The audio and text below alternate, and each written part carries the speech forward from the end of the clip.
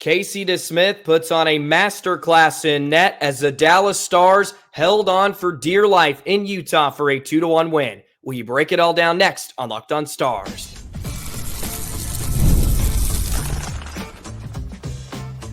You're Locked On Stars, your daily podcast on the Dallas Stars, part of the Locked On Podcast Network, your team every day. Howdy, Stars fans. I'm Joey Erickson, former producer of 105 Through the Fan. Please be sure to subscribe. We are free and available wherever you get your podcasts and on YouTube. And as always, thank you so much for making us a part of your day and making us your first listen. The Dallas Stars found a way to hold on for a 2-1 victory over the Utah Hockey Club last night to improve to 16-8-0 on the season, just 4 points out of first place in the Central Division, now taking 3 straight games against Central Division opponents as well. We'll break down the entire game on today's episode. Also touch on Tyler Seguin, who was put on the IR yesterday, and the continuing struggles for Jason Robertson. What is going on with Robo? That's all coming your way on a Tuesday edition of Locked On Stars, which is brought to you by FanDuel. You can start the season with a big return on FanDuel. New customers can place a $5 bet, and you'll get started with $150 in bonus bets if you win your first $5 bet. Visit FanDuel.com to get started. So the Stars were playing a back-to-back, and so was Utah.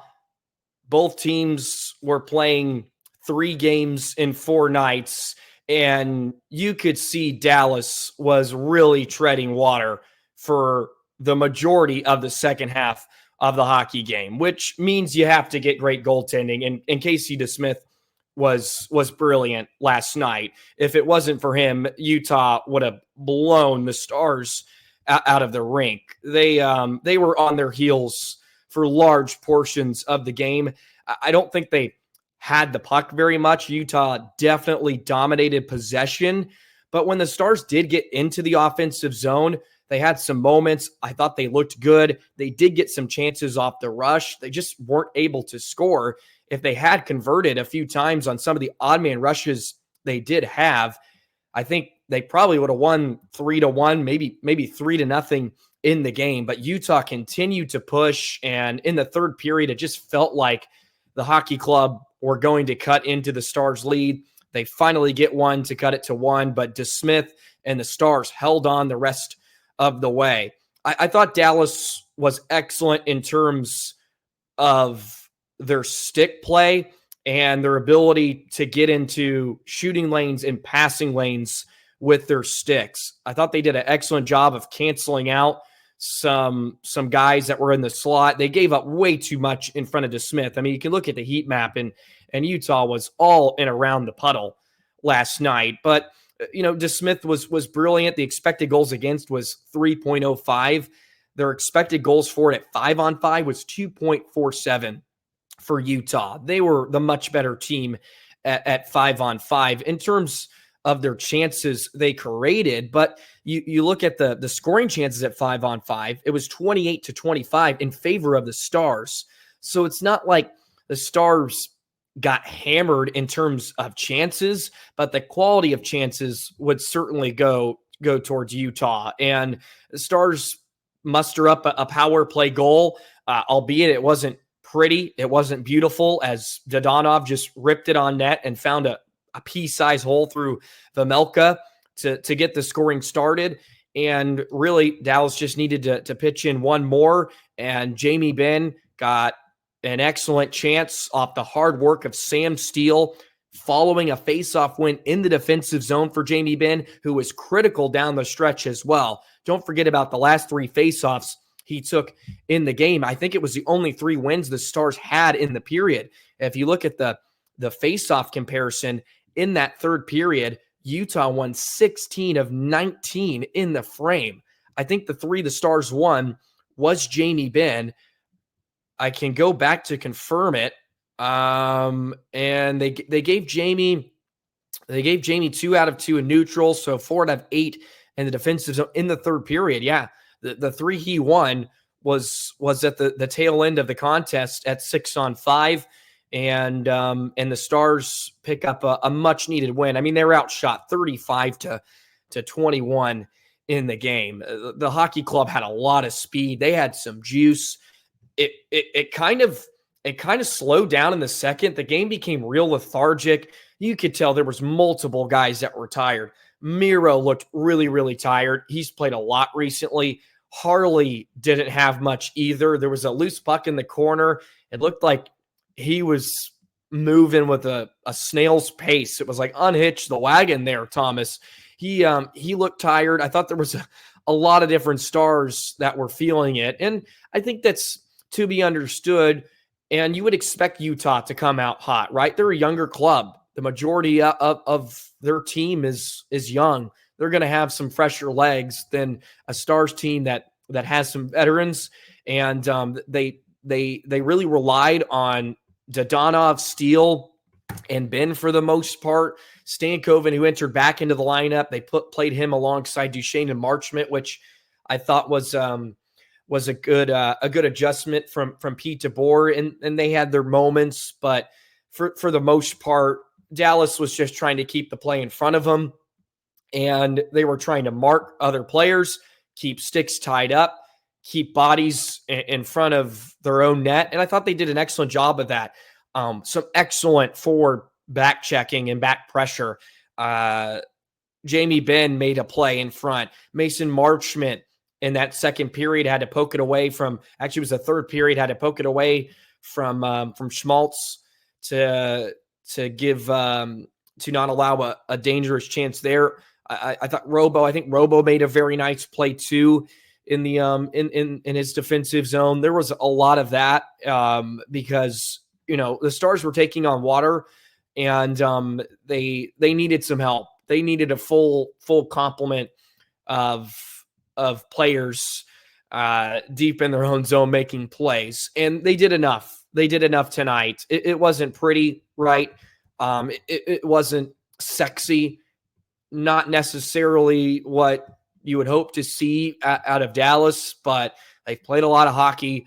They need a win. Don't apologize for a win on the road in the first ever meeting versus the Utah Hockey Club. Much, much needed 2 points. They continue to keep pace in the Central. They've now won three in a row, and all three of them have come against the Central Division. Niels Lundqvist looked good again. I could say that every night. I feel like he just continues to put together good efforts night in and night out. Matt Dumba checked back into the game. Thought he was Matt Dumba, right? What you would expect out of him for the most part. Miro played over 22 minutes on the night, just over 22, or over 23. Actually, he was actually crept up to near 24. Lindell played a lot, especially in the final 3 minutes. I think he was out there for almost the entire last 2.5 minutes with all the icings the Stars had created. Dumba ended up playing 13:46 as Alexander Petrovic was loaned back to Texas last night. Justin Ritskovian was called up, so we may get a look at Ritskovian on the trip here with Vegas on Wednesday, and then they close it out on Friday. Ritskovian, of course, played pretty well in camp and in the preseason. Currently has 16 points in 17 games with the Texas Stars, so it'll be interesting to see him if he gets some time. They actually have LA on Wednesday. It's Vegas on Friday to close out the 3-game road trip. But an excellent start, and look, Utah probably deserved to win the game, but goaltending and special teams can win you hockey games, and Dallas got both of them tonight. Desmith was better than Vejmelka, and the power play goes 1 for 3, and they go 2 for 2 on the penalty kill. I will give Dallas credit for, as much as they didn't have the puck and were swarming in their own zone, they didn't take a lot of penalties. They were pretty disciplined. I thought they defended well with their eyes, with their effort, even when they didn't have the legs to really keep up with Utah. They got stick on stick, they got stick on puck, and they made it tough for Utah. I thought to try to score goals I thought they made it really, really tough. And yes, the hockey club got plenty of looks and plenty of chances, but for the most part, I really felt like Dallas sort of had control of what was going on, even if it didn't look like it. I thought they were good positionally, and if you're not gonna have the legs to keep up with a team, you have to be good. You have to be good in your own zone positionally. You got to be in the right spots to make those plays. Otherwise, it could get ugly in a hurry. I thought for the most part they were in position. They didn't take themselves out of plays. Besides the goal they gave up to Schmaltz, where Miro was, I feel like, trying to defend all 5 guys, and the forward, I can't remember who it was, lost Schmaltz, and then he worked in and ripped it off the pipe in that third period to cut in to the Stars' lead. But I'm intrigued for the next 3 matchups between these teams. Dallas will be back in Utah towards the end of the month, right before Christmas. So I think it makes for a fun season series, and they got into it a bit after the final whistle there as well. Some tensions were starting to rise. You look at the game scores via hockey stat cards. I mean, the top 10 players, 7 of them were on the Utah Hockey Club. Ian Cole had a good night, but Desmith is up there, number 2. His game score was 2.05. He was the best Dallas Star. Make no mistake about it. So a big night for him. He needed a bounce back after dropping his last 2 starts. Dodonov picks up his 7th goal of the season, his 2nd power play. Duchene gets an assist on that, along with Miro Heiskanen, who continues his little party on the score sheet as well. I think Miro, what's his point streak is I want to say up to it got shut out against Winnipeg the other night, but a point in 5 out of his last 6. So he's starting to contribute offensively a bit more. I thought Sam Steele was probably the best forward of the night. Just off my hand, I thought he had a really, really good night. With the way he forechecked, Maverick Bourque really stood out to me too. It's not like they created a ton of looks, but I thought there was a lot of good pressure up the ice and in the offensive zone forecheck wise. When like I said towards the top of today's show, I felt like when Dallas was in the offensive zone, they had some time. They worked the puck around. They did have Utah sort of sitting back and collapsing a bit. Unfortunately, they just didn't work a lot towards the net. They didn't get in the face of Vemelka very much, and the heat map would certainly suggest that. Just they weren't a ton in front of the puddle, especially at 5-on-5. The hockey club was better in that department, but goaltending and special teams, man, it's a great equalizer. Feels like a game that maybe Dallas wouldn't have won in the first month and a half of the season. They found a way to get it. They found a way to get it done tonight, and they had to do it without Tyler Seguin, and they'll have to do it without him for the next week or so, which is unfortunate. He was placed on the IR yesterday. We'll discuss what that means for him and possibly his line mates Duchene and Marchment as well. We'll do that in just a moment. Today's episode of Locked On Stars is brought to you by PrizePicks. PrizePicks is the best place to get real money sports action. With over 10 million members and billions of dollars in award winnings, PrizePicks has made daily fantasy sports accessible to all. You just pick more or less on at least 2 players for a shot to win up to 100 times your cash. And you can run your game all season long on PrizePicks. You can take a look at the hockey board. They have Jack Hughes for more than 4 shots on goal. He had a wonderful night on Monday. Artemi Panarin, more than 1 assist. John Tavares for more than 9 faceoffs won. And Brady Tkachuk for more than 5 hits. Those are the types of options you have on PrizePicks. And it's not just hockey. It's soccer. It's football. It's baseball. Whatever you want it to be, PrizePicks is there for you. So download the app today and use the code LOCKEDONNHL to get $50 instantly after you play your first $5 lineup. Download the app today. Use the code LOCKEDONNHL to get $50 instantly after you play your first $5 lineup. PrizePicks. Run your game. So Tyler Seguin was placed on the injured reserve yesterday, Monday, December the 2nd. We found out about middle of the afternoon, which of course meant he would not be available for the game last night in Utah. Pete DeBoer, of course, came out earlier in the season and did say Tyler Seguin would not play in back-to-backs, which I think is a good decision because the healthiest version of Tyler Seguin is the best version and the best version for himself and the Dallas Stars as they push into the spring. This sucks, of course.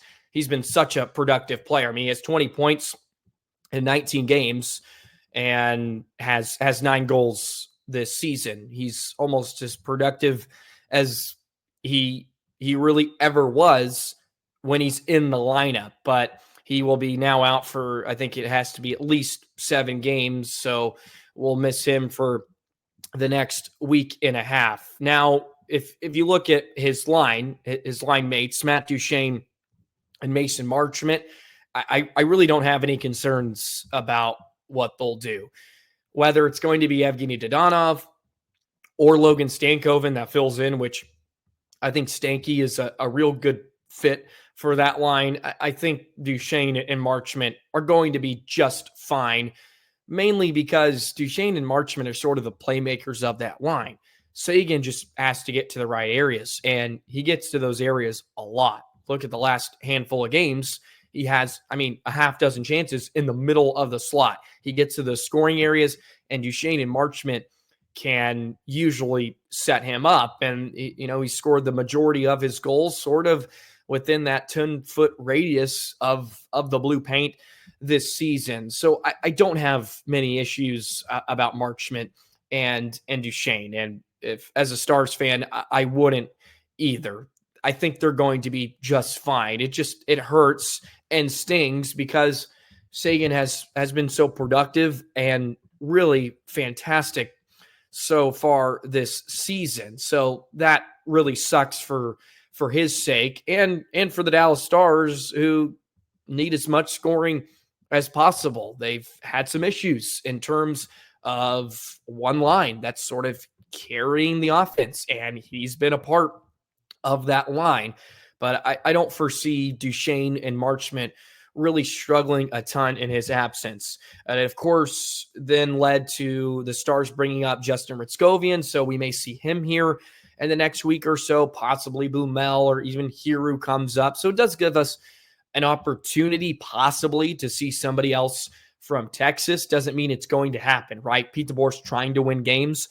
And if he thinks Oscar Beck and Maverick Bourque, who have been playing pretty steady, are going to be the best chance to win games, they are going to play.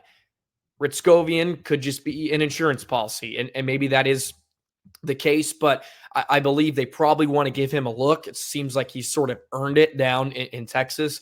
They would love to get him into a game in the next week or so. So Seguin heads to the injured reserve.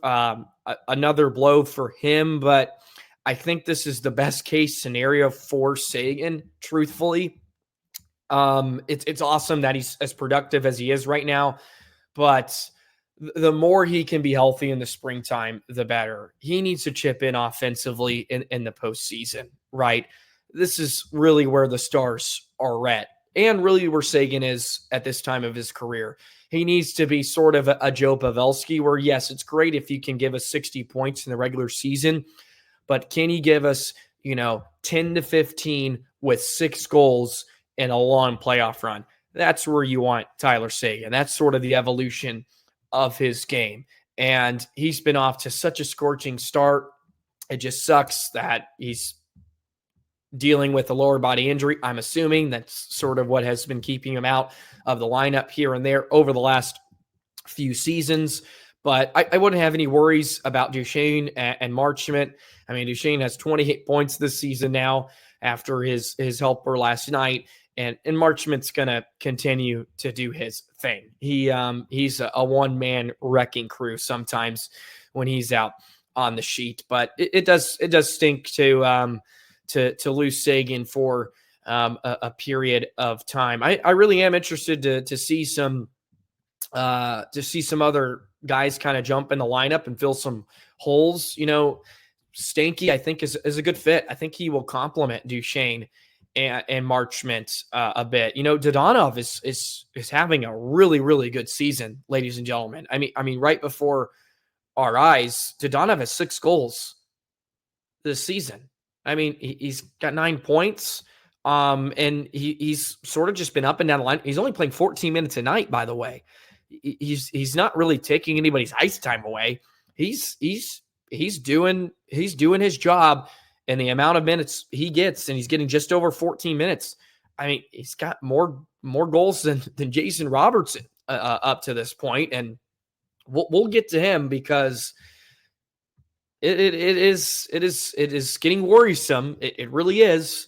And I kind of got beat up with some of my Robo talk before the season, but here it is. The Robertson struggles have continued about a fourth of a way through this campaign. So thumbs up to Dodonov for what he's done is my point. And he picked up a big goal last night on the power play. So kudos to him for picking up a power play tally, because as I said on Monday's episode, the Stars power play will be the death of me. So those are some of your updates. I know I did mention, I think Petrovic was loaned back to Texas because Dumba checked back in. So they're going to give Dumba another look, and hopefully he will start to pick things up. Otherwise, I don't think they're going to be afraid to dip back down to the AHL and grab Petrovic if needed. Let's dissect the Robo struggles a bit more here on Locked On Stars. We'll do that in just a moment. Today's episode of Locked On Stars is brought to you by FanDuel. Get ready to tackle the NFL action with FanDuel, America's #1 sportsbook, because right now, new customers can bet $5 and get $150 in bonus bets if you win. The FanDuel Sportsbook app gives you everything you need to place live bets on the NFL all in one place. So when you get that hunch in the middle of the game, you can check out the latest stats, view live play-by-play, and so much more on the same page where you place your bets. Just visit FanDuel.com to join today. You'll get started with $150 in bonus bets if you win your first $5 bet. So go to FanDuel.com. You can download it on your smartphone. It takes 30 seconds. Never waste a hunch and make every moment more with FanDuel, an official sportsbook partner of the NFL. Well, the struggles continue for Jason Robertson, and I feel like last night has sort of been the story of the season for Robo. It feels like even the chances he does get this season, they would have gone in years past. Every time he gets a good look or he's in a quality area, it just will not go for him this season. And every time that happens, I can't help but think back and just feel like that would have found the back of the net a few seasons ago, where it just felt like everything he flung towards the cage ended up finding twine. And he only has 5 goals this season in 23 games, and his shooting percentage is at a career low at 8.9%. He's playing less than he ever has in the last few seasons. He's just over 17 and a half minutes. He was easily over 18 minutes the last few seasons, and he is just really, really struggling to find his game. And I've pointed this out plenty of times in the first few months of the season, and I sort of discussed him as a player as a whole coming into the season, and I was labeled as a real Robo hater. I got a lot of flack for it, but this start to the season for Robertson is sort of my point with players like Robo, because if he's not scoring, like, what is he doing for you? And that's not to take away from what he does defensively. I think he's actually really underrated. I think he's a good defender. Okay. I still think he's a very very, very good hockey player. But if he's not scoring, it's just you don't get a lot from him, and he's kind of a ghost. You don't really notice him that much unless he's scoring. And that's what the Stars pay him to do, and that's what you expect out of him, right? And 14 points in 23 games isn't atrocious. And I think I said this a few months ago. It may have been on a crossover episode with Seth of Locked On Stars. Maybe 109 points a few years ago was an anomaly. And that's okay. He set the bar really high. You almost expected him to get back to that. But, maybe he lives around 80 points a season. Maybe he's about a point per game player, and that's okay. But he's just really not noticeable a ton. And Rope and Wyatt have sort of upped their game. They're starting to hit their stride, and you hope that's going to carry Robertson along. It just really hasn't happened that way. And, he's fighting it, right? And as I said, it just felt like a few years ago, everything he put on net, he buried. And, this time the goaltender's making that save. This time it goes off the post and out, not off the post and in. It's just sometimes those bounces will not go for you. But look, his weaknesses, skating and physicality, right? And what traits get elevated or get exposed in the postseason? Speed and physicality. Those really aren't his strengths. And he's really lost his step. He's just not getting to those scoring areas like he used to. Maybe the foot surgery has a lot to do with it. Maybe it's a big reason why it just feels like he slowed down a bit. And, he's just a half step behind. And that half step can mean everything in the NHL. With a game that moves so quickly, he's already not a gifted skater. And he's really, really struggling to find his game. And he's not terrible. As I said, I think he's an okay hockey player, even when he's not producing, but you need him to produce. That's what you expect out of Robertson, right? Like, you need him to score goals, because there's just a lot of nights where you just don't notice him. And I see it on Twitter. I see it on the X Scrolls. Like, where's Robertson? What is he doing? What's going on? And look, I hear you. And I've sort of brought this up about his style of play and kind of got hammered for it in the comment section. And the sort of my point is why he's not my favorite type of player in the world. Doesn't mean I hate Jason Robertson. How can you hate on a guy that has 80 points last season, 46 goals 1 year? But if it ain't finding the back of the net, it's really tough for him to impact games, is what I'm saying. Really hard to impact games. Stankoven doesn't matter if he's scoring. Does not mean a lick. He's going to impact the game. Not always the case with Jason Robertson. Not always the case that he can impact the game at a very high level without him scoring a lot. But that's okay, right? I don't want to make this hate on Robo segment, right? It's just, you need him to produce, because that's what he does best. And you need players like that are just goal machines and goal scorers. Look at Ovechkin for years, sort of what he's done for, numerous years of his career. But, it took him a little bit of extra effort to win that cup.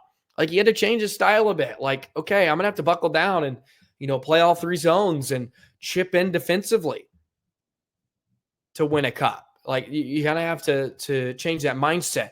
But I'm not.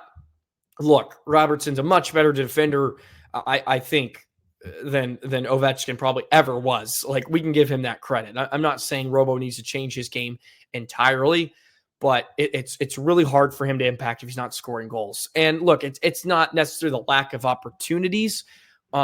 He's still, top 3 in terms of shots on goal this season. He usually leads the Stars in that category. It just feels like the chances he gets, they just don't hit the back of the net like he used to for the majority of the past few seasons. So excuse me. He he's got some work to do. But, Wyatt and Rope are coming along, so hopefully he can just kind of ride the coattails. But look, the Stars have won 3 in a row. No reason to beat a dead horse here the rest of the way. Only 4 points out of first place. Stars have to be feeling pretty good. Maybe they're starting to really turn the corner here in the month of December, which is a good sign. All righty. That'll wrap up a Tuesday edition of Locked On Stars.